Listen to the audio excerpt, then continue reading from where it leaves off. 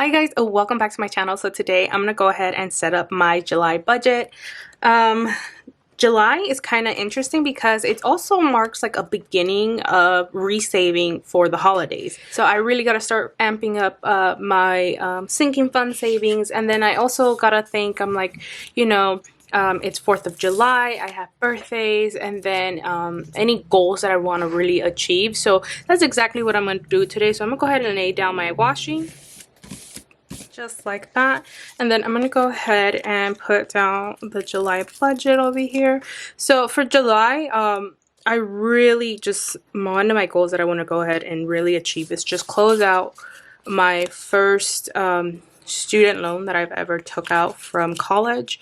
For that to happen, I have to at least be able to save up or throw $1,500 at my debt. So that is one of the things that I'm really focusing on, and the way I'm trying to accomplish that is by making sure that I'm sticking to my budget like religiously. So let me see, income is my normal salary and any miscellaneous income that I have, and that can be from selling anything.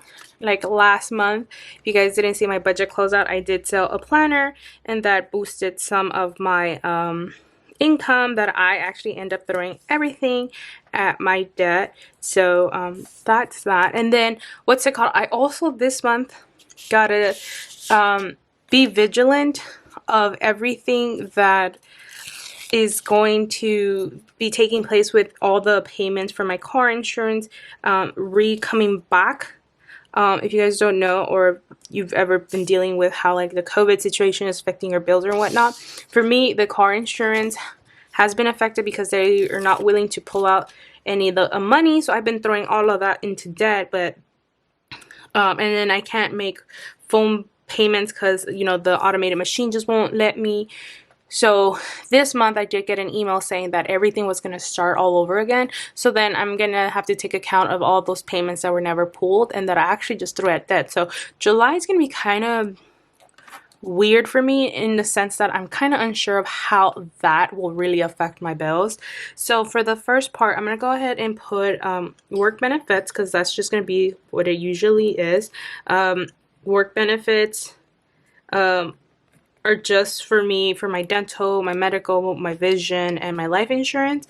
And I usually budget $128.91. It's been consistent. Usually the cents might be off here or there, but nothing too drastic. I did cancel Patreon, so I don't have Patreon anymore. So the next bill that usually comes after is my credit union, which is my one of the debts that I have. And that is for a personal loan, and that is usually $274 on a 3-year fixed automated payment. So that's how that's that. After that, usually my phone bill comes around, and that is a usual $57. This is because I have Spectrum unlimited plan with my phone bought out, and all I add on is insurance. So that's that. After that, I gotta go back and look. I have my mom's Bank of America card, and I usually just contribute to her $55, which is just like a minimum payment. And then afterwards, I will put car insurance. Now this is the tricky part. If I do the 4 months that it hasn't been pulled out, because I don't think they pulled it out since March, if I say so. So if I do 178, I think it's 178.41, and then it's March, April, May, June, that's 4 months. That's looking like about $713.64. Now, I did read in the email that they will be doing like payment plans for anyone who needs them, so I'll probably be in one of those. But just to be like on the good side, that might be like my payment that I will have to do to cover the cost of the prior months that weren't pulled out from my account. Next, I would have to think about, I'm not going to put my student loan because I don't know if you guys noticed that I haven't been putting it on here. I've just been throwing it as a debt payment because student loans are not required right now. They're 0% interest, 0 minimum due, all that good stuff. So I'm not going to put it, but I will put my natural gas right around there. And I usually estimate $20 for my natural gas. We live in a tiny apartment, so, you know, looks about the same almost every time. And then unbudgeted. And I only do unbudgeted because I know from time to time I will have an expense. I don't really count on them happening because sometimes I don't have any, but in the event that I do, at least I have a placeholder for it. So I'm going to go ahead and put this down. Go ahead and make my lines.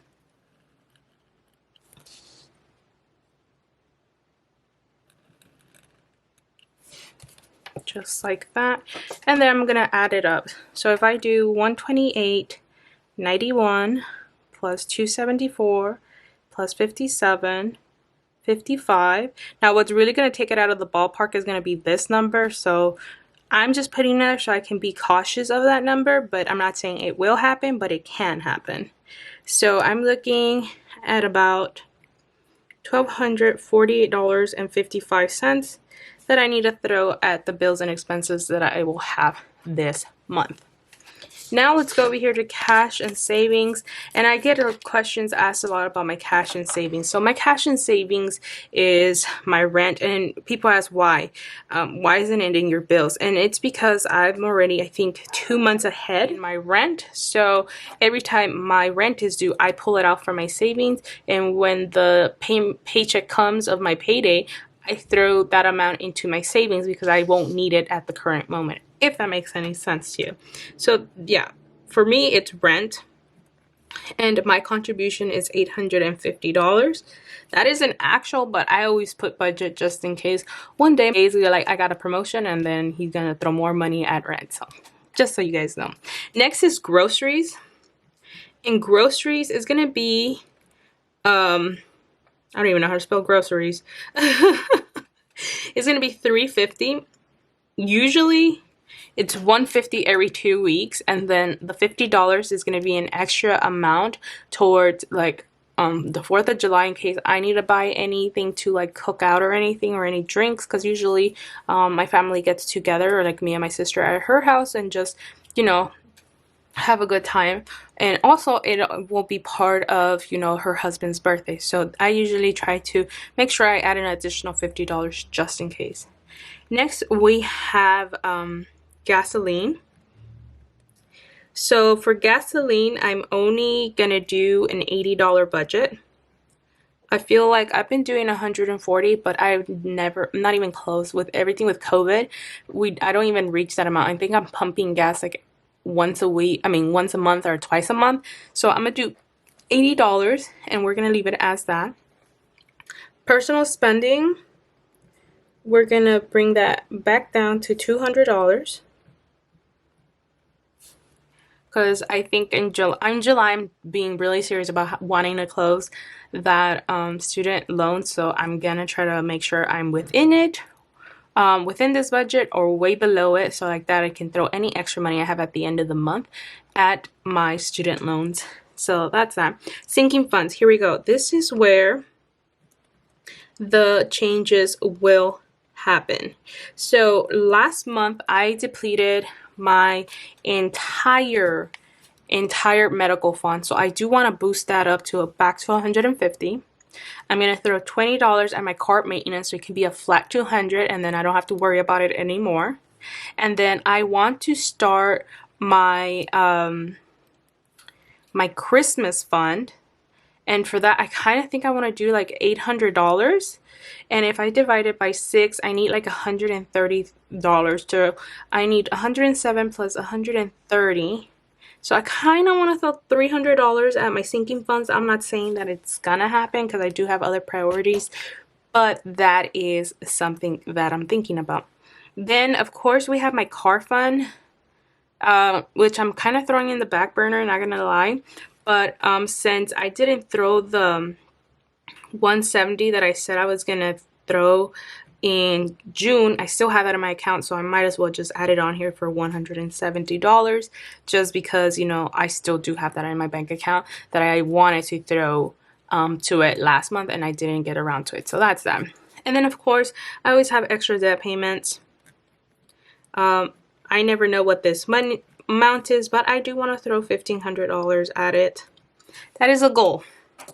I'm not saying I will reach it, but I'm hoping I do. So I'm going to go ahead and put this down because why not?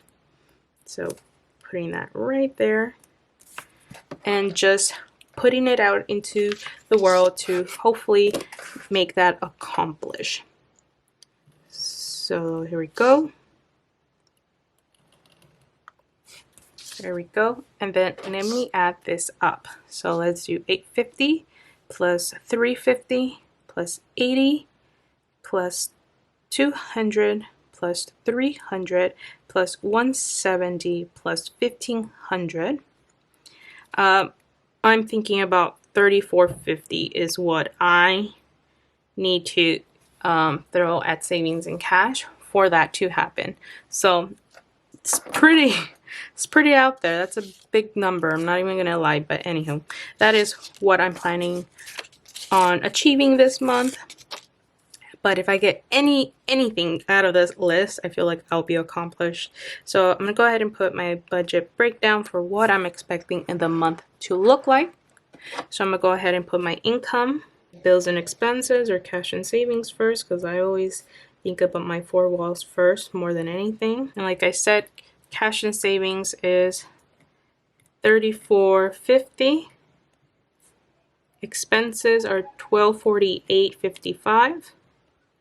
And if I want that to make it a reality, I have to make a total of $4,600 basically. So $4698.55 for it to be a zero-based budget and for me to actually accomplish all of that. So that is what my month is looking like.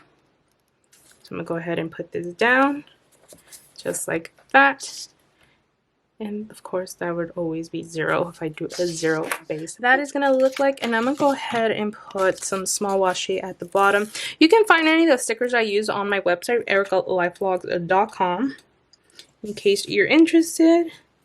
And then I do want to point out that I do have a rollover. A lot of you guys had questions about my rollover and how I managed to get that rollover and whatnot. And it's just a principle that I adopted from the Budget Mom, where she keeps like $1,000 as a cushion. I know Dave Ramsey says have $1,000 as an emergency fund, so you can think about it the same. I just have one as an emergency fund in a bank, and then I have $1,000 in my bank account for cushion in case, you know, I have unexpected expenses like I did last month of like my glasses breaking or anything that I gotta, you know, fork out for. So yeah, I did have a rollover of $12.15. Let's do $12.15.19.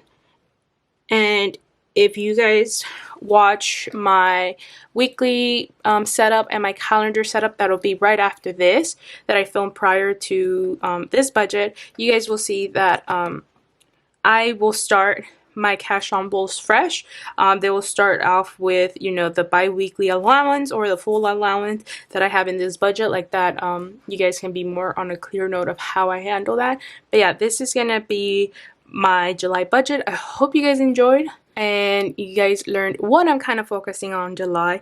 It's basically a lot of debt payment and saving for the holidays, which has begun. So if you haven't started thinking about Christmas, because nothing is worse than getting up to the holidays and knowing that you are totally unprepared, and saving prior to it can always help the blow of such a high expense. So yeah, thank you guys so much for watching. I hope you guys enjoyed this video, and I'll see you in my next one. Bye guys.